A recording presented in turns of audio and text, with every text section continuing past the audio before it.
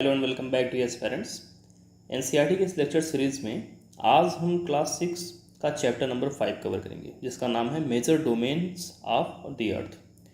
तो अर्थ के बारे में आप सभी जानते हैं, बहुत कुछ आप परिचित भी हैं, क्योंकि जिस जगह पर हम रहते हैं वो अर्थ है और जो चीज़ें हमें दिखाई देती हैं आज हम उसी के बारे में बात करेंगे। तो आप सभी उससे परिचित हैं। तो अर्थ देखिए क्या है कि कुछ इम्पॉर्टेंट चीज़ें हैं अर्थ में जिसकी वजह से यहाँ पे जीवन संभव है। तो उन्हीं चीज़ों के बारे में हम थोड़ा डिस्कस करेंगे। तो जो अर्थ का एनवायरनमेंट है उसमें 3 मेन कंपोनेंट होते हैं। पहला कंपोनेंट है lithosphere, then atmosphere and then hydrosphere.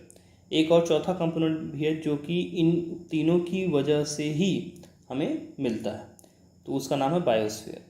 तो समझते हैं कि ये तीनों कौन कौन से कंपोनेंट का क्या मतलब है और ये किस प्रकार से अर्थ पर लाइफ को संभव बनाने में हेल्प करते हैं। तो लिथोस्फीयर वो पार्ट है अर्थ का जिसको हम देख पाते हैं, जो लैंड पार्ट है जहाँ पे हम रहते हैं वो है आपका लिथोस्फीयर वाला। एटमॉस्फेयर वह पार्ट है जो अर्थ को एक गैसियस आवरण के रूप में, एक गैसियस लेयर के रूप में जो चारों तरफ से जो घेरे हुए हैं, जिसे हम कह सकते हैं कि एक चद्दर के रूप में पूरी तरीके से अर्थ को ढके हुए हैं विभिन्न गैसों के रूप में, उसे हम अर्थ का एटमॉस्फेयर कह सकते हैं। जिसमें कि ढेर सारी गैसेज हैं, जैसे नाइट्रोजन सबसे ज़्यादा आपको मिलती है, ऑक्सीजन है, कार्बन डाइऑक्साइड है, ऑर्गन गैसेज हैं, मतलब अलग अलग ढेर सारी गैसेज हैं। तो इनका गैसों का एक पूरा कह सकते हैं एक चादरनुमा बना हुआ जिसने अर्थ को ढक रखा है और अर्थ के एटमॉस्फेयर का वो निर्माण करता है। उसके बाद बात करते हैं हाइड्रोस्फीयर की। तो हाइड्रोस्फीयर क्या है? जितनी भी वाटर बॉडीज़ हैं, जैसे आपका ओशियन हो गया, उसके बाद नदियाँ आपकी हो गई, इसके साथ ही साथ ढेर सारे जो तालाब हैं, ग्लेशियर्स हैं, अंडरग्राउंड वाटर्स हैं, तो ये जो सारे आते हैं ये सब के सब किस में आते हैं? हाइड्रोस्फीयर में आते हैं। वाटर, तो वही बात यहाँ कही जा रही है कि water covers a big area of the earth surface and this area is called hydrosphere. Okay, तो ये चीज़ हमने देख ली।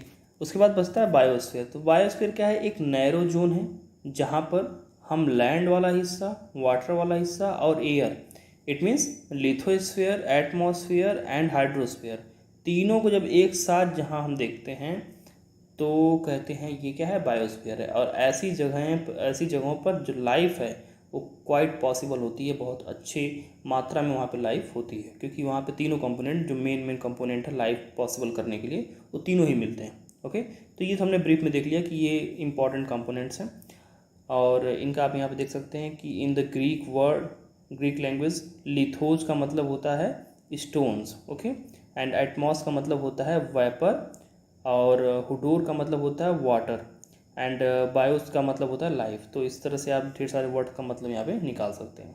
तो दैट इज़ द थिंग। अब आइए थोड़ा सेपरेटली इसका स्टडी करते हैं। लिथोस्फीयर के बारे में सबसे पहले हम स्टडी करते हैं। Then lithosphere, as we said, the solid portion of the earth is called the lithosphere. इसमें क्या होते हैं?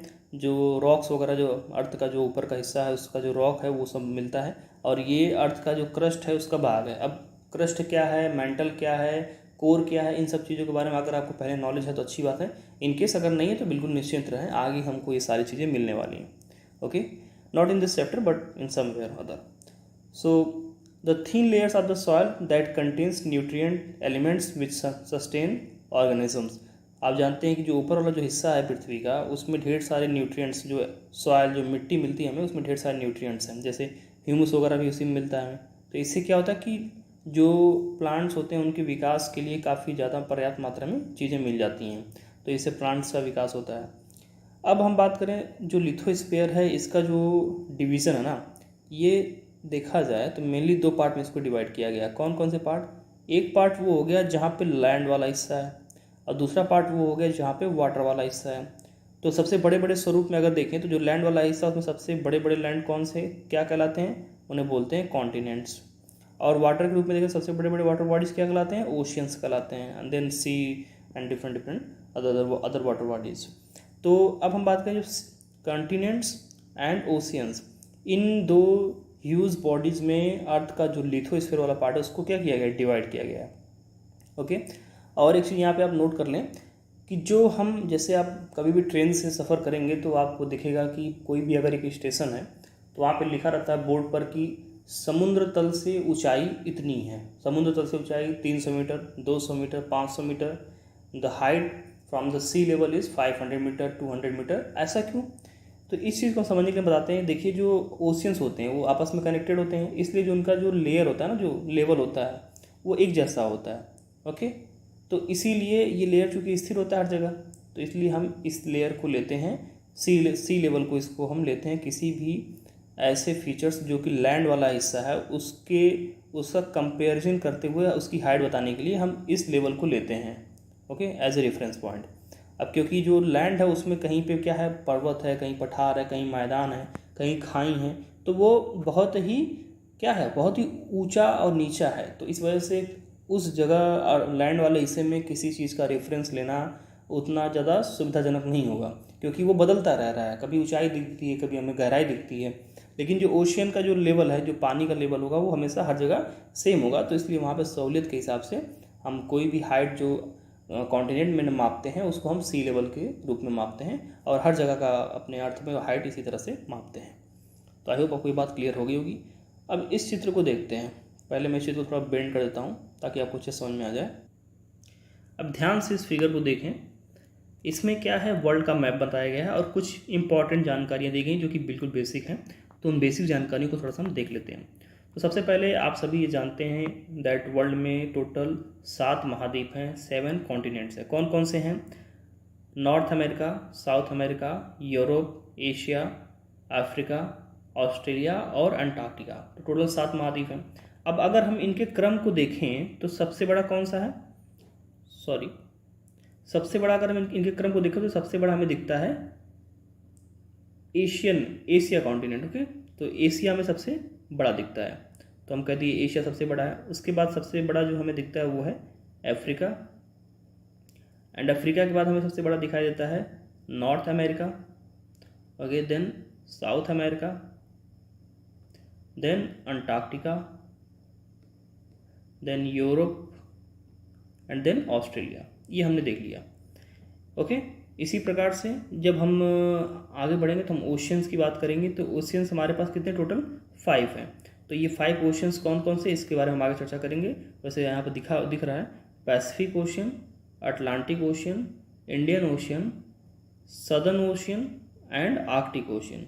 तो इनका भी इसी प्रकार से है। पैसिफिक पहले आता है, देन आपका आता है अटलांटिक, देन आपका आता है Indian Ocean, then Southern Ocean and then आपका आर्कटिक ओशियन। तो इस चीज़ को भी हम देख लेंगे आगे। तो ये अब इस थोड़ा सा इस फिगर में ध्यान से और भी कुछ चीज़ों को देखते हैं। जैसे हमारे सामने दिखाई दे रहा है हमें, ये देखिए आपका है एशिया का मैप। ओके, अब ध्यान से एशिया का मैप देखिए, सबसे बड़ा मैप है ये। एशिया को आप देखेंगे तो यहाँ पे एक लाइन जो दिख रही है ना, ये वाली, ये है यूराल पर्वत। तो यूराल पर्वत का काम ये है कि वो एशिया को यूरोप महाद्वीप से अलग करता है। सबसे खास बात, हिमालय के बारे में सभी को पता ही है। देन अब यहाँ पे आते हैं जो अफ्रीका वाला महाद्वीप है, जो सबसे बड़ा महाद्वीप है। यहाँ पे देखेंगे आप कि ये सहारा डिजर्ट जो है, दुनिया का सबसे बड़ा गर्म एक डिजर्ट जो है वो यहाँ पे है, स्थित है। और नील नदी, दुनिया की सबसे लंबी नदी, वो भी यहीं पे हमें दिखाई देती है, नील रिवर। ओके, और एक ख़ास बात अफ्रीकन कॉन्टिनेंट के बारे में ये है कि यहाँ से आपकी Tropic of Cancer, Tropic of Capricorn and equator, ये तीनों ही लाइनें, एकमात्र ये ऐसा कॉन्टिनेंट है जहाँ से ये तीनों लाइनें क्या करती हैं, क्रॉस करती हैं।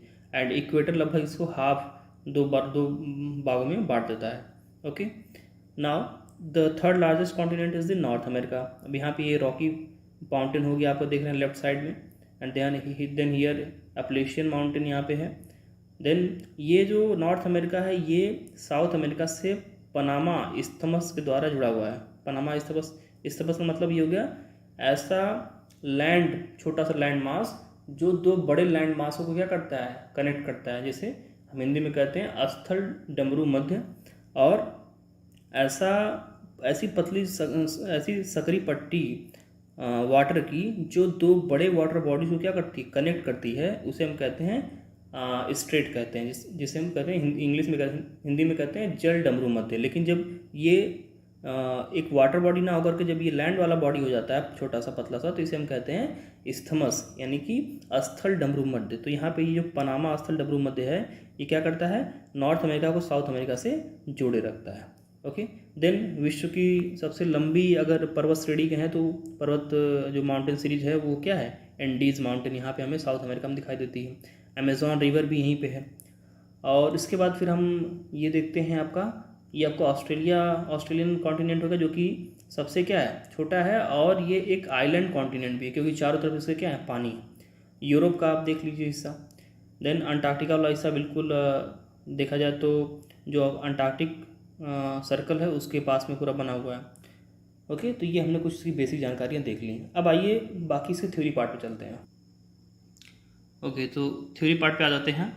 तो एक चीज़ यहाँ पे आप नोट डाउन कर लेंगे जो आपको पता ही होंगी कम वॉइस, जो विश्व का सबसे ऊंचा जो पर्वत है उससे हम कहते हैं माउंट एवरेस्ट, जिसकी ऊंचाई 8848 मीटर है। इसी प्रकार से जो सबसे गहरी खाई हमारे लैंड पूरे अर्थ पे मौजूद है उसका नाम है मेरियाना ट्रेंच, जिसकी गहराई है लगभग 11,022 मीटर्स, और ये हमें मिलेगी पैसिफिक ओशियन में, इंडोनेशिया आइलैंड के पास में। Now moving on the continents, तो कॉन्टिनेंट के नंबर ऑफ कॉन्टिनेंट के बारे में मैंने आपको चर्चा पहले कर दी, दैट 7 कॉन्टिनेंट्स हैं यहाँ पे टोटल। और सबसे बड़ा एशिया है, देन आपका अफ्रीका है, देन आपका नॉर्थ अमेरिका है, देन आपका साउथ अमेरिका है, देन आपका अंटार्कटिका है, देन यूरोप है, एंड देन आपका ऑस्ट्रेलिया। तो इसके बारे में चर्चा पहले ही कर लिया है। कुछ इंपॉर्टेंट यहाँ पे जानकारियाँ दी गई हैं, उसके बारे में देख लेते हैं। यहाँ कहा जा रहा है जो एडमंड हिलेरी थे ये न्यूजीलैंड के थे, एंड और जो तेंजिंग नॉर्गे शेरपा थे ये इंडिया के थे। ये लोग जो है थे पहले इंसान थे जो क्या किए थे, माउंट एवरेस्ट पर चढ़ाई करे थे ये लोग, और ये 29 मई 1953 में हुआ था। उसके बाद जुनको तबेई एक जापान की महिला थी, और ये विश्व की पहली महिला थी जिन्होंने जो है आपका ये 16 मई 1975 को एवरेस्ट चढ़ा था। ओके, एंड बात करें अगर इंडिया की, तो पहली इंडियन वुमेन जो थी वो आपकी बछेंद्री पाल हैं, अभी भी जीवित हैं ये, और ये 23 मई 1984 को एवरेस्ट की चढ़ाई करी थी। तो इसमें डेट याद रखने की बहुत आवश्यकता नहीं है, बस ये ज़्यादा याद रखें कौन हमारे इंडिया का पहली महिला है जो एवरेस्ट को फतह करी हैं। ओके, बछेंद्री पाल उनका नाम। अब तो ये कई बार फतह कर चुकी हैं। Now moving on the continents, तो एशिया कॉन्टिनेंट के बारे में मैंने बात कर ली आपसे कि यहाँ पे ये सबसे सबसे बड़ा कॉन्टिनेंट है हमारे अर्थ पर मौजूद, और इसका जो टोटल अर्थ है वो जो टोटल लैंड मास है अर्थ में, उन लैंड एरिया का 1/3 पार्ट है।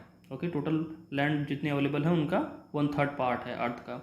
एंड देन ये टोटली ईस्टर्न हेमीस्फीयर में लाई करता है, क्योंकि आप देखेंगे तो ये जो आपका जो इक्वेटर है, इक्वेटर के नॉर्थ में पड़ता है, और जो आपकी मेरिडियन जो प्राइम मेरिडियन लाइन है जो 0 डिग्री देशांतर रेखा है उसके बिल्कुल ईस्ट में पड़ता है। तो टोटली ये ईस्टर्न हेमीस्फीयर में मिलता है। ओके, और ट्रॉपिक ऑफ कैंसर इसके थ्रू पास होता है, क्योंकि इंडिया जो है एशिया का पार्ट है और इंडिया से ट्रॉपिक ऑफ कैंसर जाता है। तो ये हम कह सकते हैं यूरल माउंटेन क्या करता है, एशिया और यूरोप को अलग करता है। अब बात करें यूरोप की, तो यूरोप एक छोटा सा महाद्वीप है, 6 नंबर पर इसके अगर देखा जाए एरिया वाइज तो 6 नंबर पर ही आता है। ओके, तो ये जो आपका यूरोप महाद्वीप है ये क्या है, टोटली आर्किड जो सर्कल है वो यहाँ से पास होती है, और ये चारों तरफ से एक तरह से नहीं, चारों तरफ से नहीं, ये 3 साइड से आप इस तरह से ऐसे निकला हुआ। तो यहाँ नीचे जो है मेडिटेरेनियन सी है, इधर आपका अटलांटिक है, इधर आपका आर्टिक। तो ये 3 तरफ से क्या है, जल से घिरा हुआ है। ओके, देन बात करते हैं जो सेकंड लार्जेस्ट कॉन्टिनेंट है अफ्रीका, ये दूसरा सबसे बड़ा महाद्वीप है, और 0 डिग्री एंड जो Tropic of Cancer 23.5 degree north, और ट्रॉपिक ऑफ कैप्रिकॉर्न, ये तीनों ही रेखाएं इस कॉन्टिनेंट से पास होती है, जो कि अपने आप में एक यूनिक बात है। एंड जो सबसे बड़ी रिवर है विश्व की, नाइल, ये भी यहीं से क्रॉस करती, यहीं पे बहती है। ये भी एक बहुत ही इंपॉर्टेंट यहाँ पे फैक्ट है। सहारा जो डेजर्ट है विश्व का सबसे बड़ा हॉट डेजर्ट है, ये भी यहीं पे मिलता है हमें।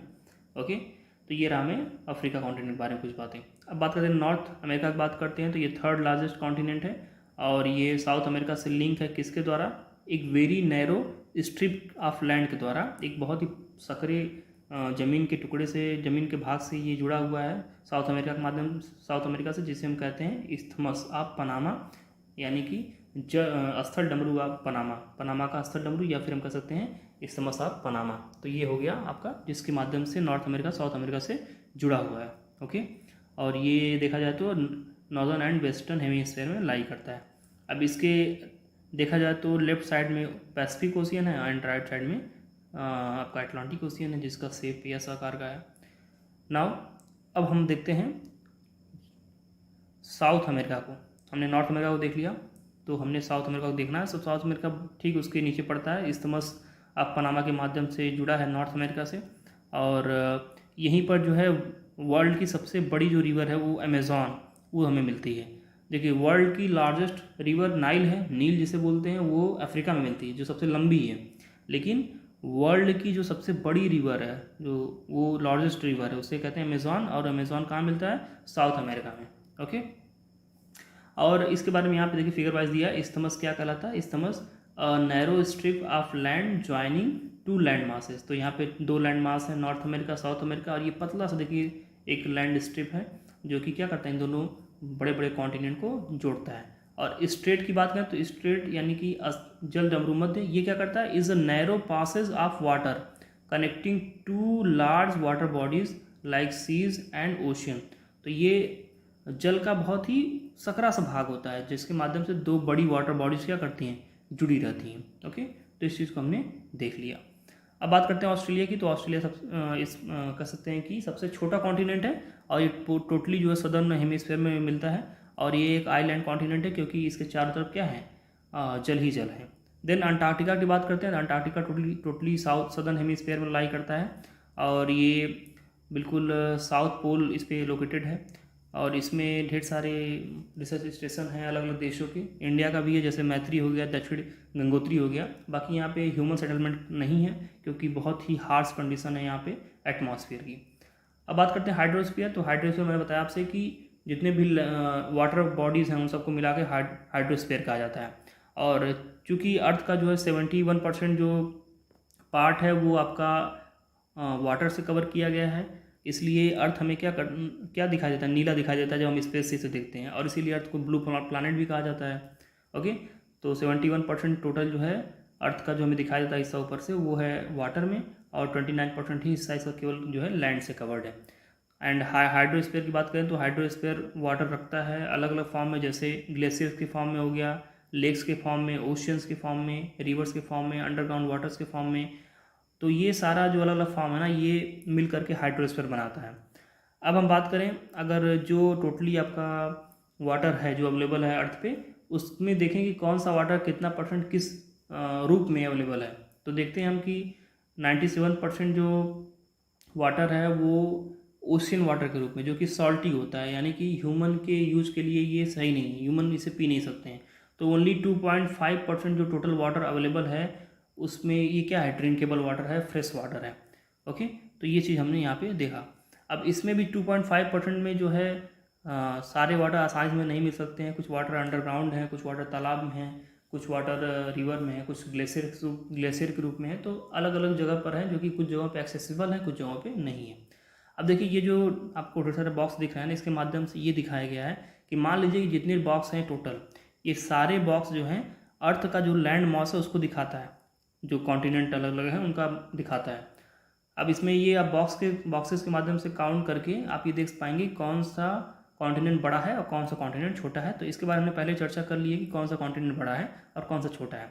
बात करें ओशियंस की, बात करें तो ओशियंस की बात हम करेंगे तो ये देखिए यहाँ पे कहा गया है कि सारे जो ओशियंस हैं वो क्या हैं? इंटरकनेक्टेड हैं, एक दूसरे से जुड़े हुए हैं, और ये हमेशा मूव करते रहते हैं। ओके, और इसमें जैसे आपका हो गया movement of ocean waters are the waves, wave के रूप में मूव करते हैं, टाइड्स के रूप में मूव करते हैं जिसे हम ज्वार कहते हैं, और करंट के रूप में, ओशियन करंट के रूप में ये मूव करते हैं।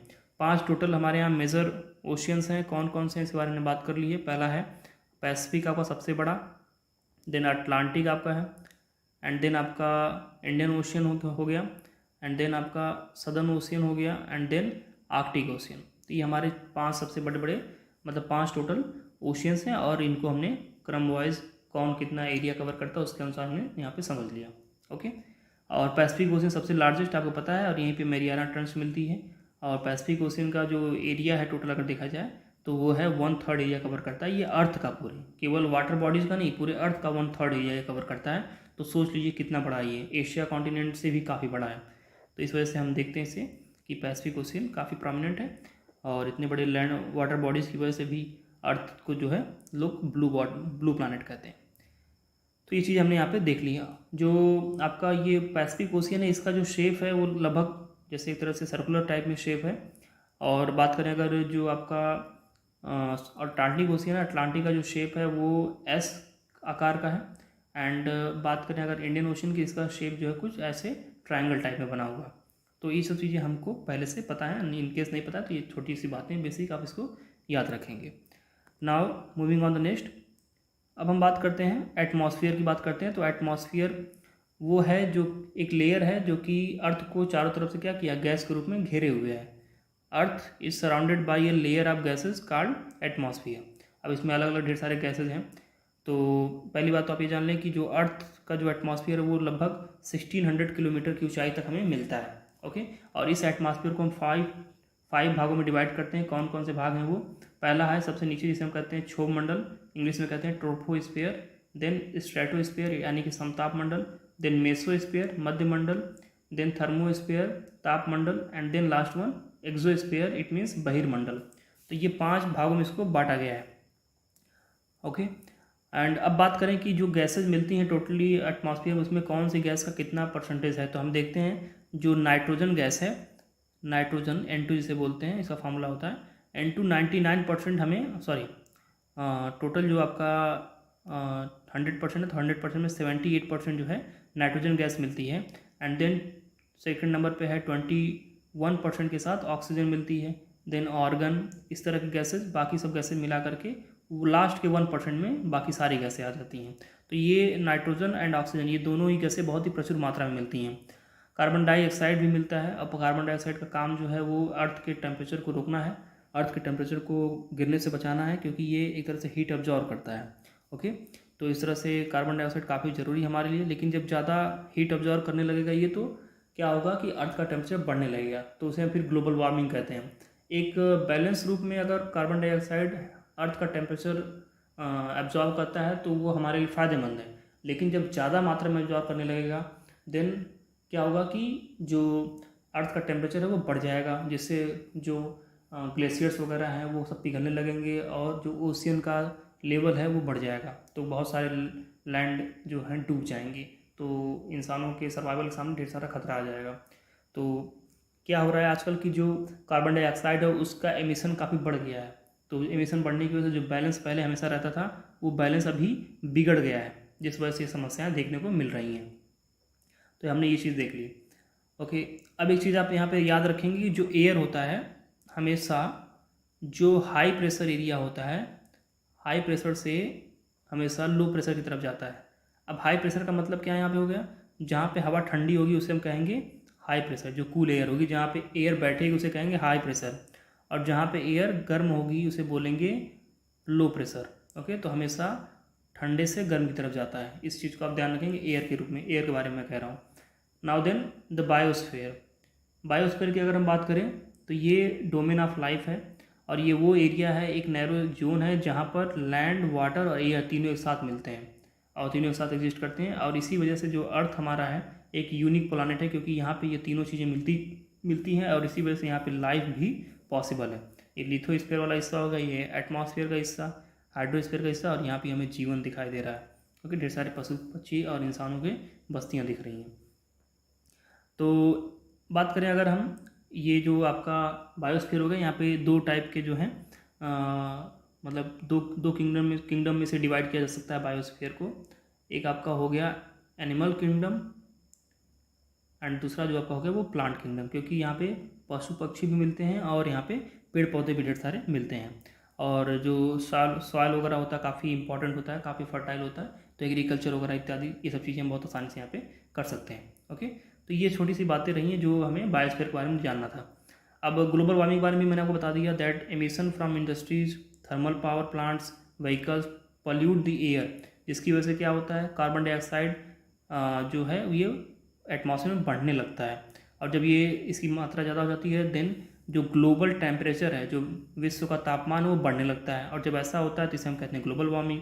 और इसके रिजल्ट में वही है कि सी लेवल बढ़ेगा, क्योंकि ग्लेशियर्स पिघलेंगे तो जो उनका पानी है वो सी में आएगा और सी लेवल फिर बढ़ेगा, फिर जो लैंड एरिया जो थोड़े से नीचे हैं वो डूबने लगेंगे, फिर वहाँ पे इंसान रह नहीं पाएंगे। तो इस तरह की समस्या हमें देखने को मिलेंगी। तो ये हमने चैप्टर डियर स्टूडेंट कंप्लीट कर लिया। आई होप कि आपको ये चैप्टर पसंद आया होगा, और इसमें कोई क्वेरी अगर आपकी है तो उसे आप कमेंट बॉक्स में कह दें। इसके बाद हम मिलते हैं अपने अगले वीडियो में, तब तक के लिए नमस्कार।